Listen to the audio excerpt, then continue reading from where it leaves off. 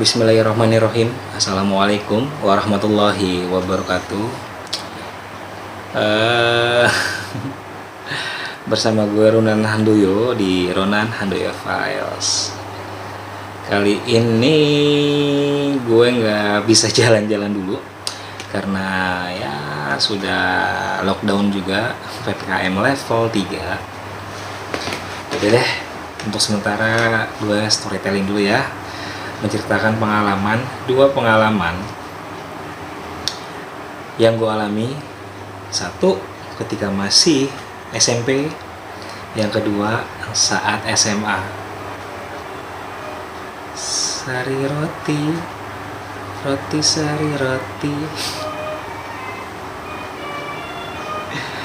sari roti, roti sari roti. Channel gue disponsori oleh Sari Roti. Roti sari roti, lapar.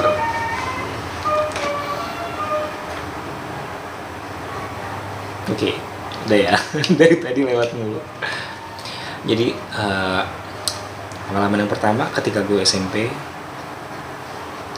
gue akan menceritakan bahayanya membangunkan orang yang tidur dengan cara dikagetin gitu atau mengagetkan gitu. Biasanya kan kita kalau ada teman tidur atau siapapun tidur, paling ada gangguin ya, atau gebrak meja lah, pasang petasan lah, diteriakin atau gimana. Itu sebenarnya nggak bagus dan ada efeknya. Efeknya seperti apa? Nih, jadi waktu itu gue itu kelas 3 SMP ya, antara kelas 2 atau kelas 3 SMP. Dan ya kalian tau lah gue aktif di kepramukaan.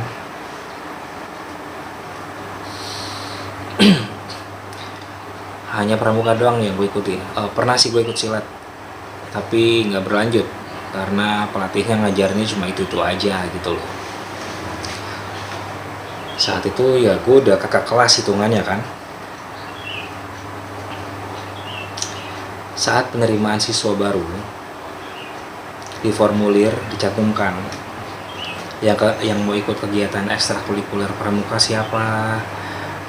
Dulu nggak ada marawis atau hadro ya, rebana dulu kan. Rebana siapa, PMR yang mau ikut siapa, terus ikut apa lagi lupa gue. Pokoknya gue bagian pramukaan.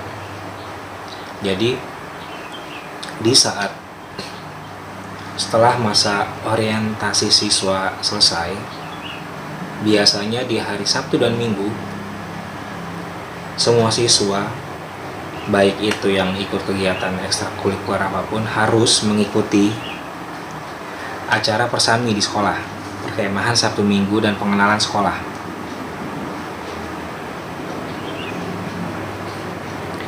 Termasuk gue, karena gue kakak kelas. Ikutlah gue di situ. Tapi maaf ya, gue potong dulu sebentar. Entah ini sudah gue ceritakan di channel lain atau belum, but I don't care. Kalau sudah, ya itu kan mungkin dulu ya, gue masih jadi guest star atau bintang tamu. Sekarang gue mau nyeritain di channel gue sendiri aja. Jadi ya itu waktu itu hitungannya gue sudah kakak kelas gitu ya. Gue lupa antara gue kelas 2 atau kelas 3 gitu. Rapatlah kita sama pembina pramuka. Biasa sih rapatnya ya saat acara pembukaan siapa petugasnya, ketika lagi jurit malam petugas posnya siapa aja gitu kan, yang bagian makanan atau akomodasi anak-anak selama itu siapa aja. Kalau gue sih biasanya bikin makanan iya, ngejagain anak-anak iya, jagain pos juga iya. Gue biasa itu di pos pengetahuan umum atau PU. Kalau nggak setelah PU, biasa PU tuh pos pertama ya, pos pertama agama biasanya. PU itu pengetahuan umum antara pos ketiga atau keempat. Pos terakhir, pos kelima, yaitu renungan malam. Tapi kita biasanya kalau udah anak-anak selesai di pos pertama, kita bantuin pos kedua nih kalau mereka kewalahan.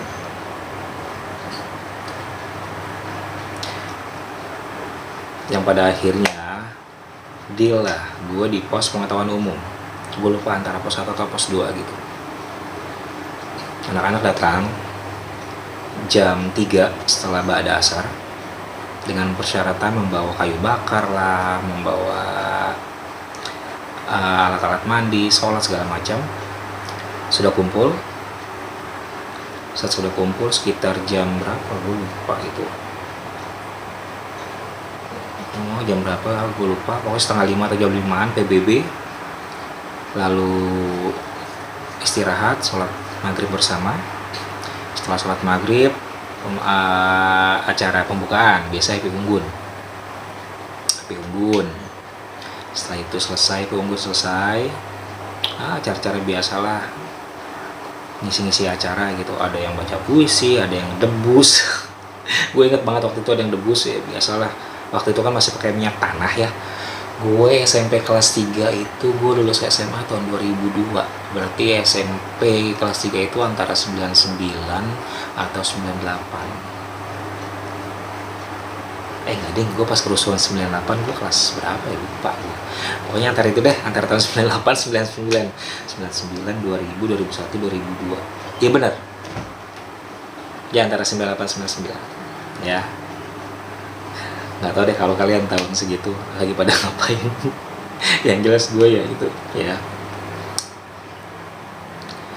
Setelah acara api unggun selesai, istirahat. Putra itu di atas, kan dia sekolahan gue dulu ada sekitar 5 kelas ya. Di atas 5 kelas, di bawah 5 kelas, jadi ada 10 kelas. Yang putri di bawah.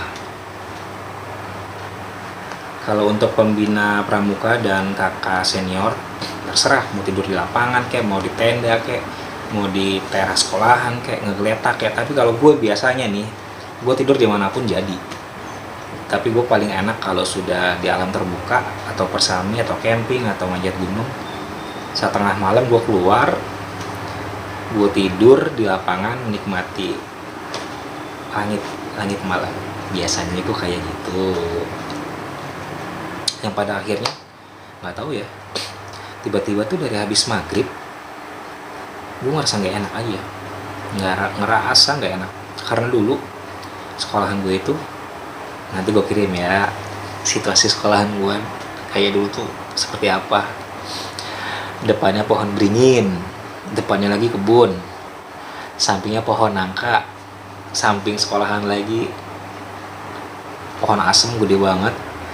Biasa di situ kalau malam ada mbak, ada teteh gitu kan. Dan kebetulan juga gue di sekolah jadi penjaga sekolah juga waktu itu, jagain sekolahan berdua sama temen gue Amit. Kadang gue datang duluan, kadang Amit tuh datang belakangan. Gue kalau udah datang duluan, itu di pohon asem suara burung hantu udah buok gitu, seru deh pokoknya. Dari habis maghrib gue udah ngerasa nggak enak aja gitu. Kepala gue pusing, pundak gue berat, setiap gue melangkah seperti ada yang ngikutin gitu. Tapi finally-nya, alhamdulillahnya gue bertahan sampai acara api unggun selesai. Yang pada akhirnya setelah itu kita senior kakak kelas dan pembina pramuka juga alumni rapat lagi nih, pematangan lagi gitu loh. Pos 1 di daerah mana, pos 2 di bagian mana, pos 3 di daerah mana gitu kan. Rapat di lapangan. Nah pas lagi rapat di lapangan, gue makin gak enak, badan gue makin gak enak, kepala gue makin pusing. Apa sih, kayak orang dipegangin gitu kepala. Pusingnya bukan pusing sakit, tapi kayak kepala lagi dipegangin gitu. Setiap gue jalan seperti ada yang ngikut, gue nengok nggak ada gitu kan. Yang pada akhirnya udah, yuk rapat selesai gitu, berhati-hati mengambil video saat mencharger. Oke, thank you. Dan pada akhirnya rapat selesai, kita semua diminta untuk ngebagi-bagi nih di kelas ini untuk putra regu ini gitu, di atas untuk putri regu ini. Nah kebetulan tuh penuh semua, hanya ada satu kelas yang kosong, pojok deket tangga itu regunya sedikit, hanya beberapa orang. Padahal di kelas-kelas yang lain tuh ada sekitar satu kelas tuh ada 2 atau 3 regu gitu, 15-20 orang. Tapi di kelas yang atas kosong, bawah putri penuh, atas putra 4 kelas penuh, 5 kelas yang paling pojok dekat tangga tuh regunya hanya 1 atau 2 regu, gue lupa tuh, sekitar 10 orangan kalau nggak salah ya. Nah teman-teman gue ada yang tidur di kantor, ada yang tidur di ruang perpustakaan, ada yang tidur di lab komputer. Awalnya gue tidur di lapangan sambil ya walaupun pusing, gue sambil tetaplah pengen nikmatin pemandangan langit gitu. Tapi gue lama-lama nggak enak gitu, gue makin pusing. Gue bangun sempoyongan, gue ke kamar mandi. Nah waktu itu kebetulan kamar mandi gue listriknya, lampunya lagi putus, lagi korslet terserah itu ya, kayak gitu deh. Hanya pakai lilin waktu itu ya. Gue ke kamar mandi, pengen cuci muka, pengen pipis. Pas jalan ya kayak ada yang ngikutin gitu. Gue tutup kamar mandi. Pas gue tutup kamar mandi, gue ngerasa deg gitu. Kok aneh ya? Kamar mandi agak luas, tapi rasanya sempit gitu, kayak sesak gitu kan. Gue nengok, pas gue nengok ada yang berdiri di belakang gue. Tinggi, hitam, tinggi banget, tingginya hampir seatap, hampir menyentuh langit-langit kamar mandi. Yang pada akhirnya gue cuma begini doang, kaget langsung. Gue diem, dalam hati gue ngomong, dia diri di depan pintu. Ini kan posisi gue gini nih, ini pintu. Jadi dia berdiri di belakang gue, pas banget di belakang pintu. Serba salah kan? Lo mau lari nggak bisa, lo mau gerak juga nggak bisa. Yang bisa pasti cuma diem dong begini. Gue diem sambil dalam hati gue ngomong sama baca doa gitu, ayat kursi. Gue bilang, jangan ganggu dong please, gue capek gitu kan. Nggak lama kemudian ya gue bisa bernafas lagi, yang tadinya penuh kayak sesak gitu, gue bisa bernafas. Gue nengok dia nggak ada, buru-buru gue keluar lari sambil sempoyongan. Temen gue nanya, kenapa Nan? Nggak apa-apa, gue mau tidur duluan gitu. Gue ngecek, kantor penuh, teras penuh, udah pada ngegeletak tuh.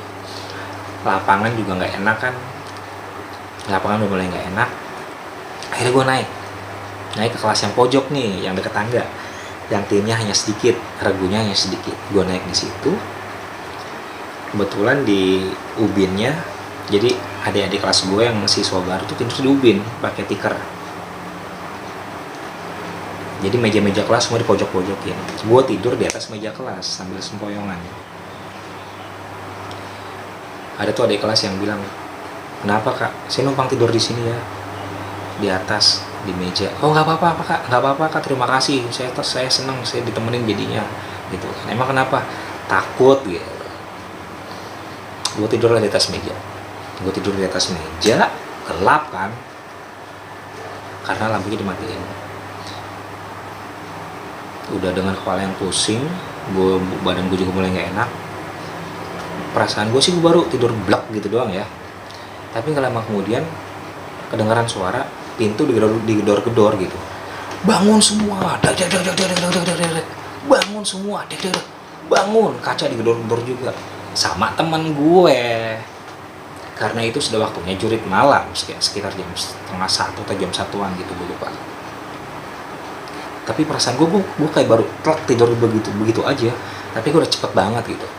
Pas lagi pintu digedor, bangun semua bangun, kaca digedor-gedor. Gue langsung kaget begitu. Pas gue kaget, gue langsung, yang tadinya gue ngerasa ada yang ngikutin gue masuk, blek, langsung. Karena gue kaget pas pintu digedor kayak gini nih, bangun semua tuh, jatuh kan handphonenya. Aduh, jadi pas pintu digedor-gedor gini, bangun semua bangun, ayo bangun. Biasanya kan kalau bangunin dulu nggak kayak gitu ya, cuma dek semua bangun, ayo cuci muka, pakai baju yang rapi, pakai seragam yang rapi, pakai kacu yang rapi. Ini enggak, pintu digedor-gedor, jendela digedor-gedor, dan teman gue nggak tahu kalau ada gue di dalam gitu. Akhirnya gue kaget, gue langsung yang di belakang langsung masuk. Hati gue tetap bicara, kenapa nih gue, kok gue nggak bisa bergerak gitu kan. Tapi mulut gue malah dilepas kontrol. Mulut gue teriak-teriak, tolong, kencang sekencang-kencangnya. Padahal itu jam 1 malaman. Jadi gue teriak, tolong. Dikira adik kelas gue itu drama gitu loh. Itu memang apa sih? Ini paling permainan kakak-kakak gitu biasa. Nggak taunya temen gue yang gedor-gedor pintu. Gue masih inget nih, baju gue digini, Nan, lo kenapa? Gue terus teriak, tolong gitu kan, tolong. Sambil gue berontak-berontak, tapi hati gue tetap ngomong, Nan sadar, Nan bangun gitu. Cuma mulut gue out of control, tangan gue, badan gue semua nggak bisa gue kontrol. Akhirnya gue teriak-teriak, tolong. Temen gue yang megangin baju gue bilang kenapa. Akhirnya gue dorong, gue lari keluar kelas. Nah kan kebetulan gue di lantai 2 ya, otomatis tinggi lah, ada sekitar 5-6 meteran gitu ya, 5-6 sampai 8 meteran gitu, tinggi banget. Depannya pagar. Akhirnya gue di depan pagar gue teriak-teriak, tolong gitu, tolong. Pembina pramuka gue naik, Kak Rahman, halo. Pembina pramuka gue naik, pundak gue dipegang, gue digampar, wak gitu kan. Nan, kamu kenapa? Gue pelototin, gue teriak lagi, tolong. Tapi hati gue terus bicara, Nan sadar, lo kenapa gitu. Nah, semakin gue dipegang, gue makin berontak.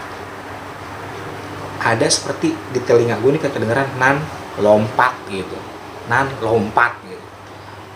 Akhirnya gue berontak. Pas gue dipegangin temen gue, dipegangin pembina pramuka gue sambil teriak tolong. Gue dorong semuanya. Posisi gue udah mau naik ke atas tralis buat lompat, ditarik. Gue inget banget, ditarik baju gue krak gitu kan, ditarik, direbahin sambil pegang-pegang. Gue terus teriak-teriak, tolong. Nah akhirnya gue masih inget nih, walaupun gue dalam kondisi begitu, telinga gue tapi masih mendengar, pegangin, tangan dipegangin, kakinya pegangin, jangan sampai berontak. Dibacain doa lah, gue inget banget dibacain doa, jidat gue dipegang gitu. Gue sadar, gue langsung lemas, dibopong, dibawa ke kantor. Gue sadar, gue langsung marah-marah. Setelah gue sadar, gue langsung marah-marah.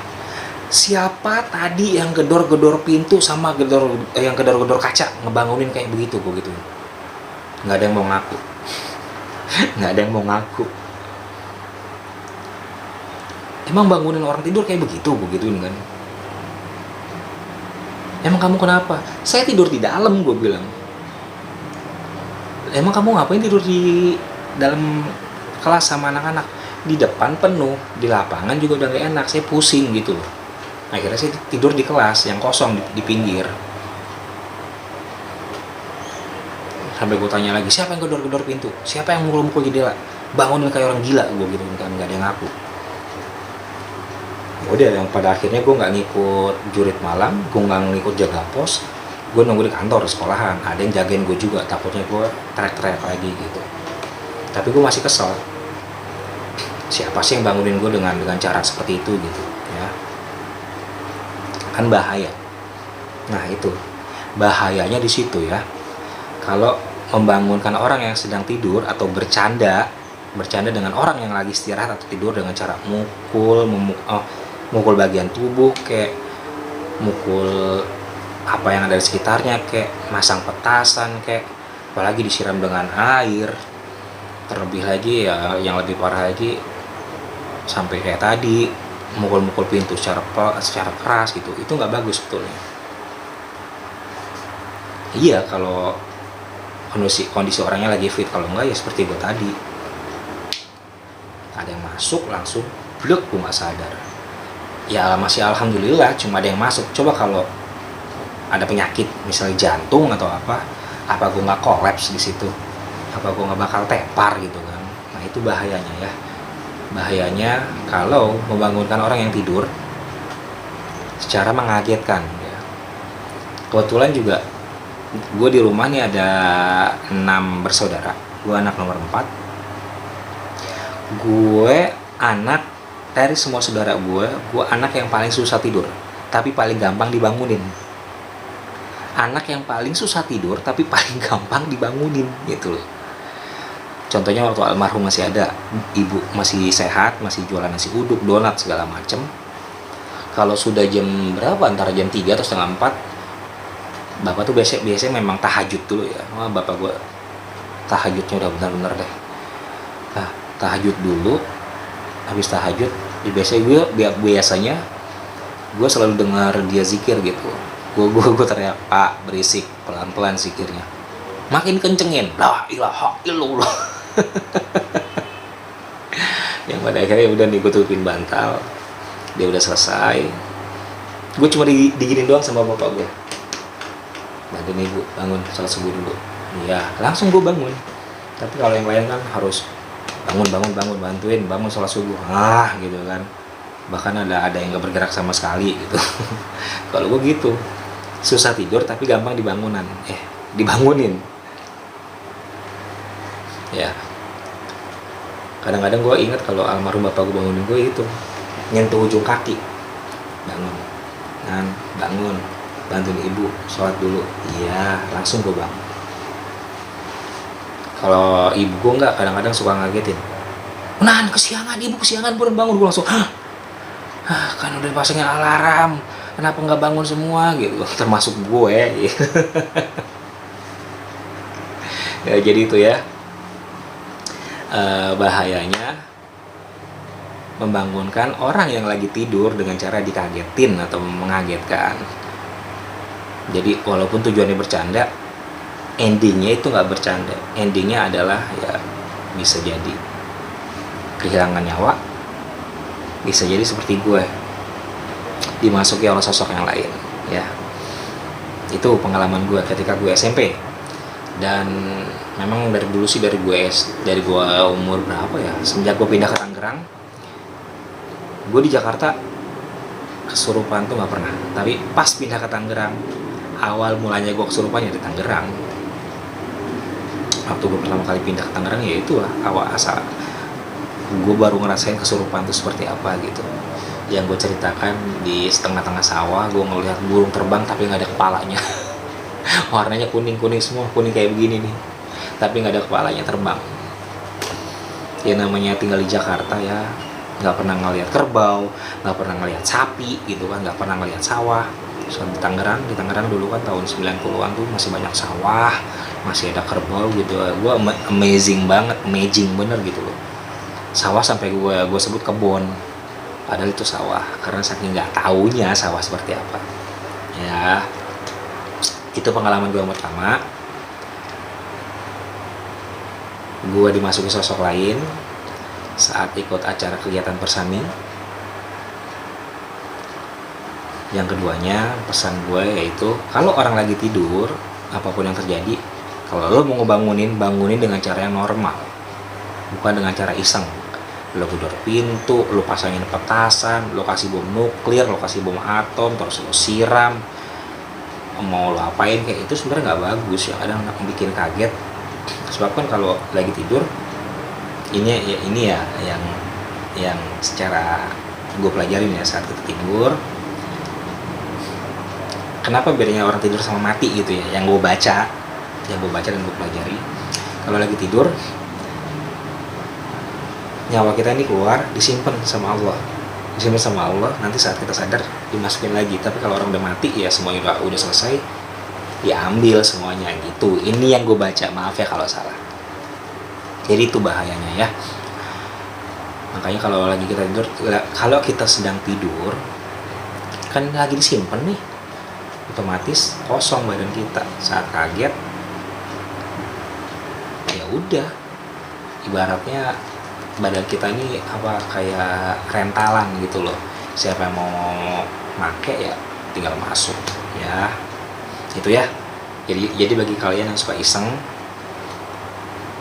oh ya gue juga pernah sih pas lagi SMA tuh, tiba-tiba di bangun tidur mulu, gue langsung telinga gue kayak dan gue dalam beberapa saat tuh apa ya, kayak cannot hear anything gitu loh, nggak bisa dengar apapun.